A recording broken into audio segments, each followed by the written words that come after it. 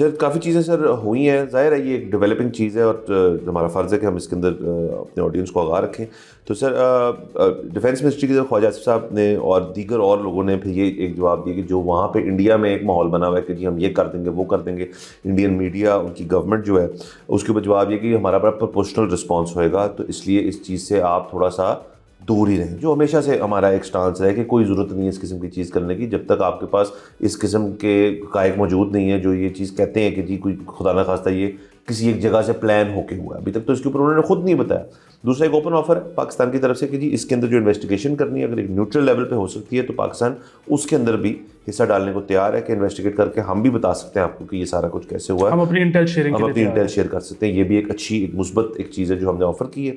Sir तीसरा ये है कि जो मामलात पेश आए हैं आपके आज़ाद कश्मीर में, वहाँ पे वाटर लेवल से राइज़ हुए और पैनिक क्रिएट होगी और वहाँ की जो अपनी डिस्ट्रिक्ट है उनकी मुजफ्फराबाद वगैरह जगहों के ऊपर उन्होंने वहाँ पे ये कहा कि ये शायद इस वजह से कि इंडिया ने पानी जो है वो ज़्यादा खोल दिया है टू फोर्स फ्लडिंग। लेकिन उसके बाद सर काफ़ी मेट डिपार्टमेंट, इरसा और काफ़ी और जगह से आई कि जी ये एक बड़ी नेचुरल चीज़ है जो इस महीने में अकर करती है जिसके अंदर आपका जो वाटर लेवल है वो राइज़ करता ही है।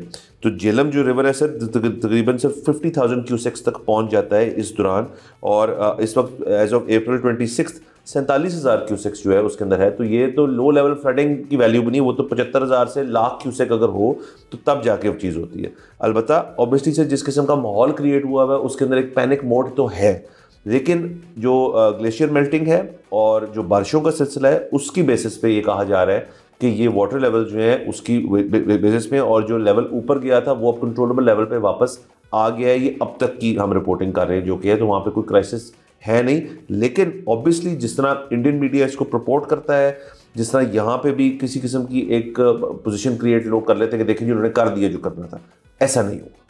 बिल्कुल सर, पूरी रात एलओसी के ऊपर फायरिंग भी हुई है। शुरू इंडिया ने की थी, फिर जवाबी कार्रवाई पाकिस्तान ने भी की।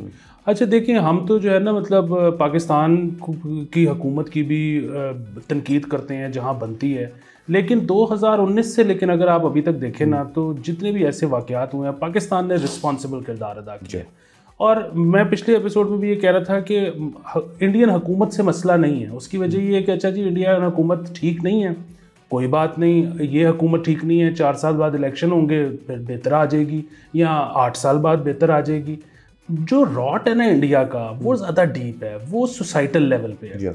जिस तरह हम अक्सर पीटीआई की बात करते हैं ना कि पीटीआई अब जो है ना बेसिकली रहन रखी गई है सोशल मीडिया के हाथों। उनकी जो सोशल मीडिया टीम है वो डिक्टेट करती हैं नैरेटिव, और उसके बाद पीटीआई जो बाकायदा जमात है उसको फॉलो करना पड़ता है।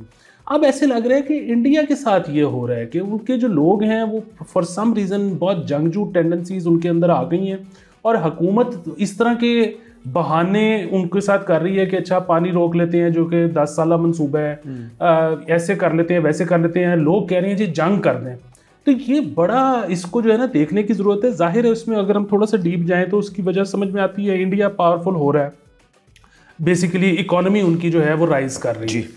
तो जब भी ऐसे होता है तो लोगों को ये लगता है कि जी वहाँ के रहने वाले लोगों को, जो भी मुल्क हो, कि जी ये हम तो बड़े ताकतवर हो गए हैं तो हम किसी को भी जो है ना दबा सकते हैं। अच्छा, हालांकि बुनियादी बात ये है कि अब इंडिया को, इंडियन हुकूमत को, वो कोई भी हो, उसको अपने अवाम को आहिस्ता आहिस्ता जो है ना इसमें से निकालने की ज़रूरत है, क्योंकि अगर आप 2050 में दुनिया की तीसरी सबसे बड़ी इकॉनमी बनने जा रहे हो और शायद आप अमेरिका को सरपास कर जाओ तो फिर दूसरी सबसे बड़ी इकॉनमी बन जाओ, तो जब आप इस लेवल पे खेल रहे होते हो ना तो फिर आप अफोर्ड नहीं करते कि आपके अंदर से हर दूसरे दिन जंग की आवाज़ आ जाए। सो उनको जो है अब आहिस्ता आहिस्ता अपनी आवाम पे काम करना पड़ेगा कि देखें हम बिल्कुल पावरफुल हैं, लेकिन इसका मतलब ये नहीं है कि हम जंगें लड़ते फिरें, क्योंकि अगर जंगें लड़ेंगे तो फिर इकोनॉमी की साइड पे कौन काम करेगा। सर बिल्कुल। और सर देखें उसके अंदर एक बात बहुत ये अहम है कि आपके मीडिया का जो किरदार है जिसने एक्चुअली आगाह करना है आवाम को, तो वो भी रिस्पॉन्सिबल होना चाहिए। वहाँ तो सर मुझसे तो खैर बर्दाश्त नहीं होता, मैं तो इस तरह नहीं देख पाता कि जो जिस किस्म की बातें हो रही होती हैं वहाँ पे, जिस किस्म का वो इतना सेंसेशनलाइज्ड किस्म की हर चीज़ को कर देता है। ऐसे नहीं कि जब पाकिस्तान का कोई मसला हो तो उनका अपना इंटरनल मसला भी कोई हो तो उनका रद्द-ए-अमल यही होता है कि जी हम इसको सेंसेशनलाइज करें। वहाँ पर TRPs का एक दौड़ है, इंडियन मीडिया जो है वो बहुत वास्ट चीज़ है, तो वो थोड़ा रिस्पॉन्सिबल किरदार अदा करना चाहिए। दूसरा सर देखें, जब इकोनॉमीज़ बढ़ रही होती हैं, जब इकोनॉमीज़ का आपका फैलाव आ रहा होता है और आप टैकल कर रहे होते हैं चीज़ें, तो तब वॉर्स की जो सिचुएशन है वो चेंज हो जाती है। वो पानी की जंग या जो एक आपका ट्रेडिशनल किस्म का वॉरफेयर है वो नहीं होता। अब तो दुनिया के अंदर सिर्फ जंग है ट्रेड की। सब्सक्राइब करें और बेल दबाएं ताकि कोई खबर रह न जाए।